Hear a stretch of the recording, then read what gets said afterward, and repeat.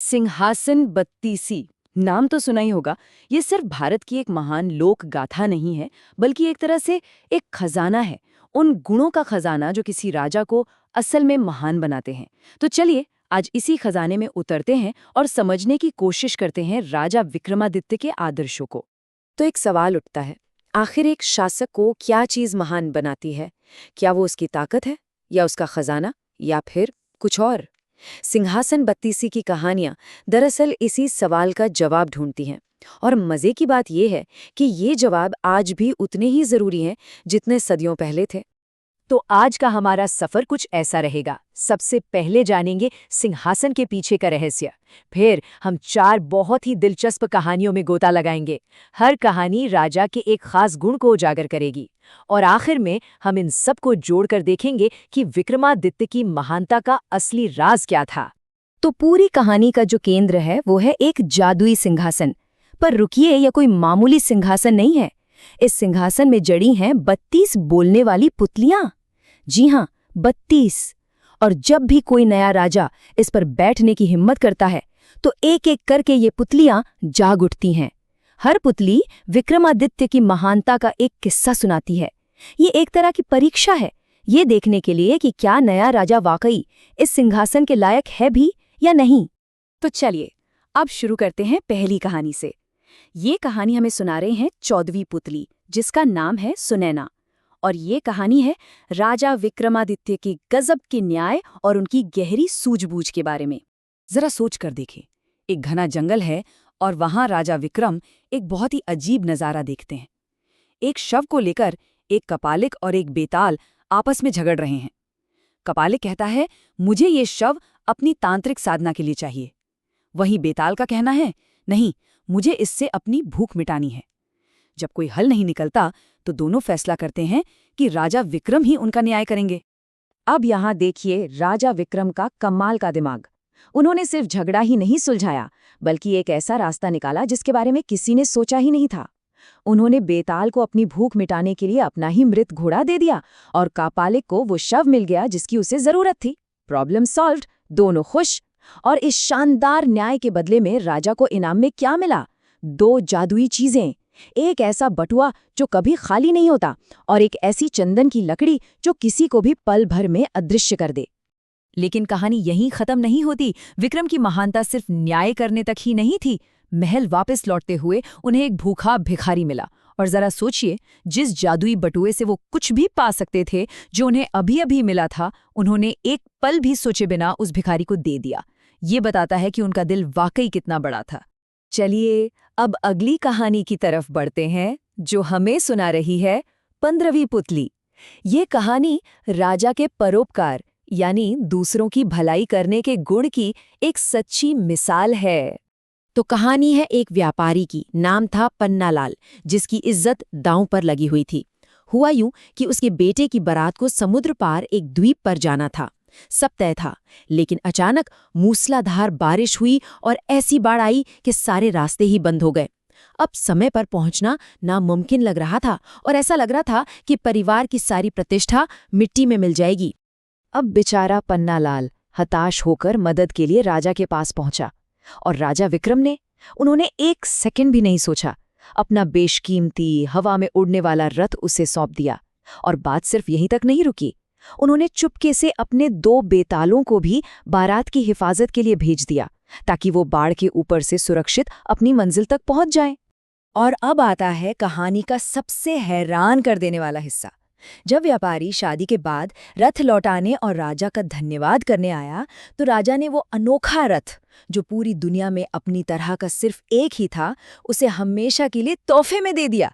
है ना कमाल की बात? अब आती है 16वीं पुतली की कहानी। और ये कहानी राजा विक्रमादित्य की उदारता को एक बिल्कुल नए लेवल पर ले जाती है। इस बार राजा विक्रम पहुंचते हैं पाताल लोक। वहां वो अपनी विनम्रता से वहां के राजा शेषनाग का दिल जीत लेते हैं।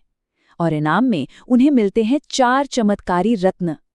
पहला रत्न जो मनचाहा धन दे सकता है, दूसरा जो शाही कपड़े और गहने दे, तीसरा जिससे कोई भी सवारी हाजिर हो जाए, और चौथा रत्न जो धर्म और यश बढ़ाए। तो जैसे ही राजा अपने नगर वापस लौटे, एक ब्राह्मण ने उन्हें रोका और एक बहुत ही गहरी बात कही। उसने कहा, महाराज, राजा की हर उपलब्धि में उसकी प्रजा का भी हिस्सा होता है। इस बात ने राजा को छू लिया और इसकी गहराई को समझते हुए विक्रम ने तुरंत उस ब्राह्मण से कहा कि वो उन 4 रत्नों में से कोई भी एक अपनी पसंद का ले ले।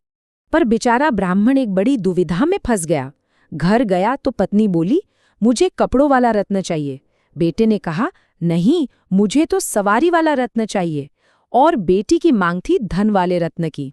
अब परिवार में किसी एक बात पर सहमति ही नहीं बन पाई, तो वो बेचारा निराश होकर खाली हाथ राजा के पास वापस लौट आया। ब्राह्मण की ये मुश्किल देखकर राजा विक्रम ने जो किया वो सच में उनकी महानता दिखाता है। वो बस मुस्कुराए और उस परिवार की उलझन को हमेशा के लिए खत्म करने के लिए उन्होंने चारों के चारों रत्न उस ब्राह्मण को तोहफे में दे दिए। और अब हम आते हैं सबसे मार्मिक कहानी पर। ये कहानी सुना रही है 17वीं पुतली विद्यावती। और ये कहानी राजा के त्याग और कर्तव्य की, आप कह सकते हैं, एक चरम सीमा है। एक रात राजा भेष बदलकर घूम रहे थे। तभी उन्होंने एक निसंतान ब्राह्मण जोड़े का दर्द सुना। उन्हें पता चला कि उनकी मुराद पूरी होने का सिर्फ और सिर्फ एक ही रास्ता है, और वो रास्ता ये था कि अगर राजा खुद भगवान शिव के लिए पवित्र अग्नि में अपने प्राणों की आहुति दे दें। सोचिए, ये सुनकर किसी भी शासक का दिल कांप जाता, पर विक्रम, उन्होंने अपनी प्रजा के लिए ये बलिदान देने का फैसला तुरंत कर लिया। और उन्होंने ठीक वैसा ही किया। बिना एक पल की झिझक के राजा उस हवन कुंड तक पहुंचे। वो दूसरे तपस्वियों के साथ बैठे और अपनी प्रजा की सिर्फ एक इच्छा पूरी करने के लिए उन्होंने एक एक करके अपने शरीर का हर अंग अग्नि को समर्पित कर दिया और आखिर में अपने प्राण भी त्याग दिए। इसके बाद जो हुआ वो किसी चमत्कार से कम नहीं था। विक्रम की मृत्यु हो गई। जब तपस्वियों को फिर से जीवित किया गया तो वो राजा को भूल ही गए। पर जब उन्हें अपनी गलती का एहसास हुआ तो सबने मिलकर भगवान शिव से प्रार्थना की। शिव ने विक्रम को दोबारा जीवन दिया। और अब सोचिए, जिंदा होने के बाद विक्रम का पहला काम क्या था? उन्होंने अपने लिए कुछ नहीं मांगा। उनका पहला काम था भगवान शिव से उस ब्राह्मण जोड़े के लिए संतान का वरदान मांगना। तो इन 4 कहानियों से हम क्या सीखते हैं? आखिर वो कौन से गुण थे जो राजा विक्रमादित्य को इतना महान बनाते थे? चलिए अब इन सबको एक साथ जोड़कर देखते हैं। यहाँ हम साफ साफ देख सकते हैं, हर कहानी में एक चुनौती थी और राजा का एक असाधारण जवाब था। जब विवाद सुलझाने की चुनौती आई तो उन्होंने न्याय और उदारता दिखाई। जब एक यात्रा असंभव लग रही थी तो उन्होंने परोपकार से उसे संभव बनाया। जब एक ब्राह्मण दुविधा में था तो उन्होंने अपनी बुद्धिमत्ता और उदारता से हल निकाला। और जब एक प्रजा की इच्छा पूरी करने की बात आई तो उन्होंने परम त्याग किया। यही पैटर्न हमें उनकी महानता का सूत्र बताता है। तो आखिर में ये बात साफ हो जाती है कि राजा विक्रमादित्य की महानता 4 मजबूत स्तंभों पर खड़ी थी: न्याय, उदारता, परोपकार और त्याग। और ये सिर्फ 4 शब्द नहीं हैं, ये वो आदर्श हैं जो आज भी हमें प्रेरणा देते हैं। और अब आखिर में एक सवाल हम सबके लिए। सदियों पुरानी ये कहानियां आज के लीडर्स को क्या सिखा सकती हैं? न्याय, उदारता, परोपकार या फिर त्याग? आज के दौर में एक अच्छे लीडर के लिए सबसे ज्यादा जरूरी गुण कौन सा है? इस सवाल पर सोचिएगा जरूर। हमारे साथ जुड़ने के लिए बहुत बहुत धन्यवाद।